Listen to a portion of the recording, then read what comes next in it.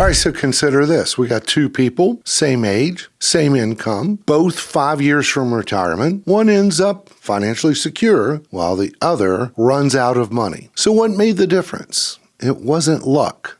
It was strategy. So in this video, I will show you the 5 specific steps that can make or break your retirement outcome if you're within 5 years of leaving work. Now, these years are they're really your final opportunity to correct course, lock in your future, and take advantage of the compounding benefits of smart financial moves. So the clock is ticking, but with the right steps, you can finish strong and retire with confidence. So let's get into it.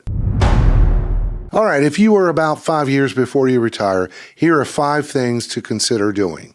And this is in no particular order, but first up is to maximize your final earning years. So most people in their early 60s, what they're doing, they're hitting their peak income years.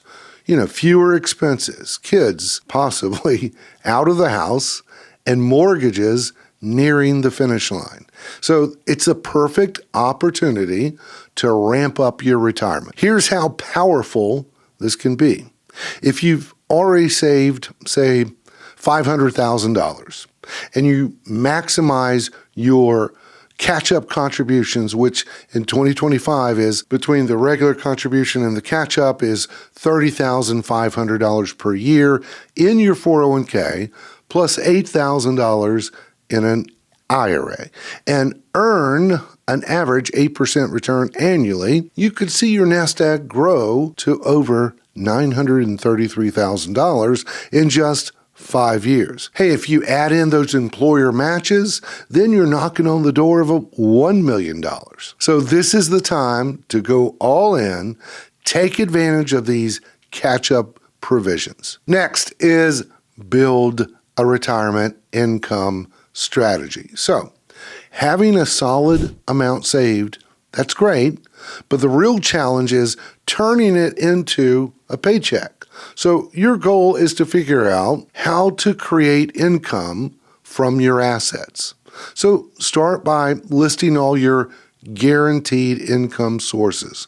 Things like Social Security, pensions, annuities. Now, there used to be something called the three-legged stool.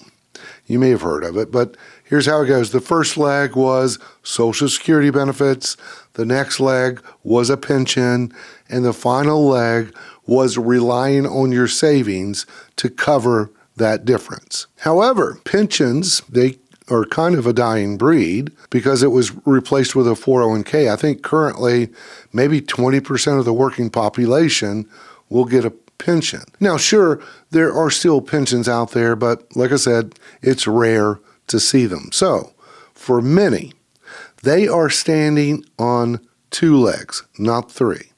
Social Security and their savings.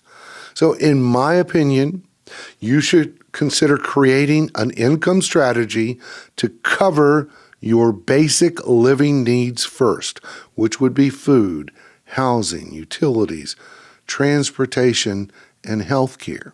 And ideally, if you could create an income to cover those basic needs, then if those basic needs were covered over your lifetime, then you may not need to worry. So one way to look at this would be, first of all, your Social Security benefits, then perhaps an immediate annuity, something that provides guaranteed income. Now, that guarantee is only as good as the claims paying ability of the insurance company that is providing it. And really, the word annuity simply means a series of income payments. Social Security is a form of annuity. Now, for the third leg, we could rely on your savings to cover that gap for just the basic living expenses. Now, anything beyond that would be for your fun money or goals of what you want to do extra. After all, you don't want to live your retirement years just existing. You want to enjoy yourself. And typically, we would allocate a sum of money in another, what I would call bucket, specifically designed for the fun or extra money you would want. Now, of course, all of this is going to take planning on what mix of money you need to set aside for income to cover the basic living expenses just to exist, and what amount of money needs to be set aside for fun and enjoyment. And everyone's number on this is going to be different, but that's why now, 5 years or so before retirement, is this time to think about and plan for this. Now we get to number 3, which is protect against market volatility. So what you need to do here now is start preparing for the avoidance of what is called sequence of returns risk. All right, so what is that? Imagine this. Let's say that you've been investing for retirement aggressively all your life, because in your early years, you may have had time to make up for what inevitably will happen, which are the bad years. But hey, if you are 30, 40, or even, I don't know, maybe 50, you could still have time for the markets to recover before you need to pull that money out of your portfolio. But as your runway becomes closer, we're landing this plane, getting closer to retirement, you may not have that time to recover. And if you retire in a bad year in the market and have to sell some of your positions when they are down to generate income, then you will experience what I call a double whammy.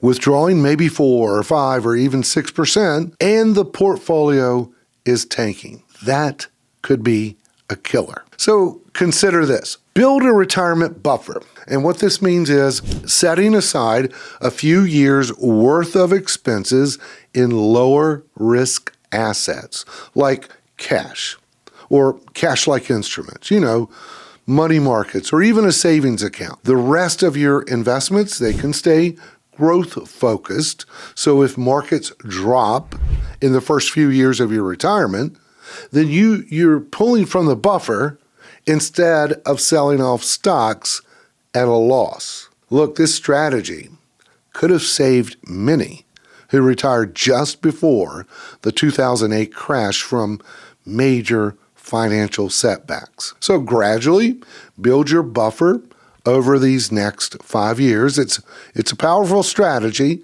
that could avoid the sequence of returns risk. All right, moving on to number 4, which is what I call get smart with taxes. Look, your tax situation in retirement, it depends on how you plan now. You want to diversify your assets across things like tax-deferred assets like 401ks, IRAs, tax-free like Roths, maybe HSAs, and taxable accounts, just a normal brokerage account that's not a retirement account. Now, if you don't have one of these buckets now, like say the tax-free bucket, then one move to consider is maybe a Roth conversion. Paying taxes now to enjoy tax-free withdrawals later. It's really especially helpful if you think tax rates may rise or you expect to be in a higher tax bracket later. Now, you could also use something called tax loss harvesting to lower your tax bill now by selling underperforming investments and writing off the losses. Now, this occurs in your taxable accounts, not IRAs or Roth accounts. Hey, don't forget about RMDs, required minimum distributions. So starting at age 73 or 75, depending on your birth year, these RMDs can push you into higher tax brackets. So the bottom line, smart tax planning now could save you more later. And number 5 would be design your retirement lifestyle. Look at it this way. Retirement isn't just about finances. It's about purpose. And so too many retirees, they save diligently only to feel lost when they suddenly have 40 plus hours of free time each week. So start imagining your ideal week. What time do you wake up? How do you spend your days? Are you traveling, volunteering, picking up a hobby, or starting a passion project? So this clarity will guide your financial decisions and help you estimate expenses more accurately. So just like you would set financial goals, start setting retirement goals of what your retirement will look like. Also consider doing an investment test drive. Here's an idea. Take a week off. Take 2 weeks off and live like you're retired. See what works. See what doesn't work. It's an eye-opener, I'll tell you. I've seen people do it. So to recap, max out your savings by taking advantage of catch-up contributions and compound growth. Build a rock-solid income plan that turns your assets into reliable monthly paycheck. Prepare for market swings with a smart buffer strategy that helps protect your portfolio from volatility. Optimize your taxes with strategic account diversification, maybe some Roth conversions, and proactive planning. And finally, design a clear, fulfilling retirement lifestyle so you're not just financially ready, but you're emotionally ready as well. Now, each of these steps plays a vital role in shaping the retirement that you've worked your whole life for. So the difference between financial freedom and financial stress often comes down to what you do in the 5 years before retirement. These are important years.